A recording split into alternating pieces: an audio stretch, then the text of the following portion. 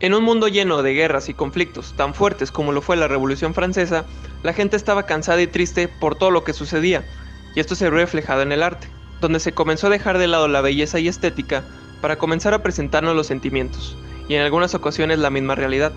Esto se vio más reflejado en la misma España, que cada vez entraba en más infiernos, con su mismo arte que comenzaba a reflejar a un pueblo pobre y dolido después de tanta destrucción. Se nos presenta el dolor, los sentimientos, escenas dramáticas de la historia que ellos mismos vivían. Se dejó de lado el tema religioso para presentarnos a la sociedad sucia y surreal. Es entonces donde llega el gran Goya, un pintor español que es considerado uno de los más importantes de su tiempo.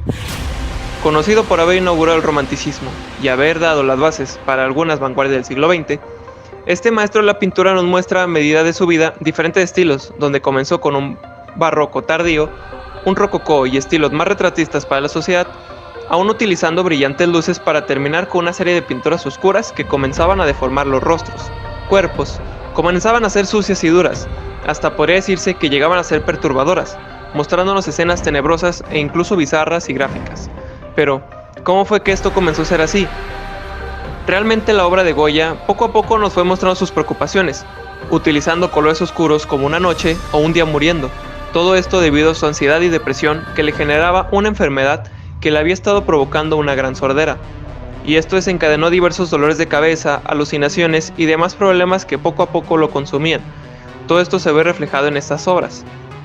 Estas obras realmente nunca estuvieron a la venta, sino más bien era una cuestión de autoterapia, donde él reflejaba su propio sentir. Esta serie aproximadamente de 14 pinturas decoraban toda su casa en las cuales él se encerraba para no tener más problemas. Esta vez me centraré en mi obra favorita de Goya, que refleja perfectamente todo lo que acabo de comentar. El Saturno devorando a su hijo. Esta obra es impresionante, ya que nos refleja cómo Goya se sentía desesperado por estar dejando de escuchar. De hecho, se menciona que mientras él pintaba esto, él ya estaba casi completamente sordo.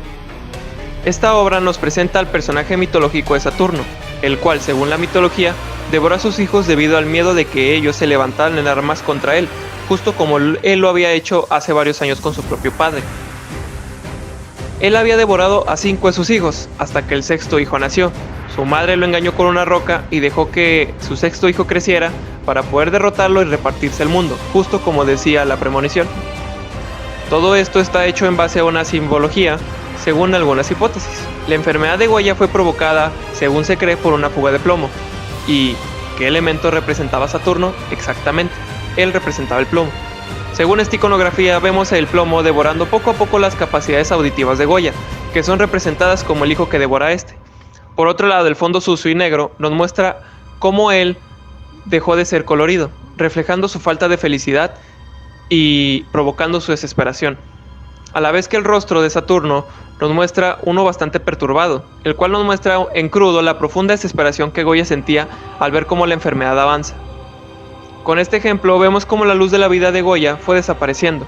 Es bien sabido que tal vez su obra es autobiográfica, ya que en algunas partes dejó de buscar la belleza y la venta. Más bien él buscaba reflejarse a él mismo y a la sociedad lo más crudo posible, dando pinceladas agresivas y nerviosas.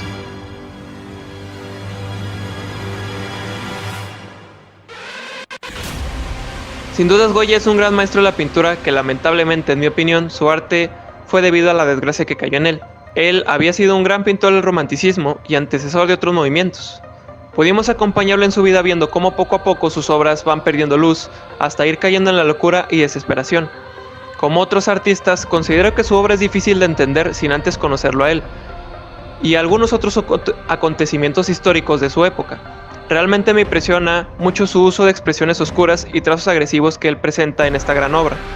A primera vista, la mirada de Saturno refleja tal cual la de nosotros, ya que al verla de primera vista nos quedaríamos asombrados ante tal brutalidad que él nos presenta.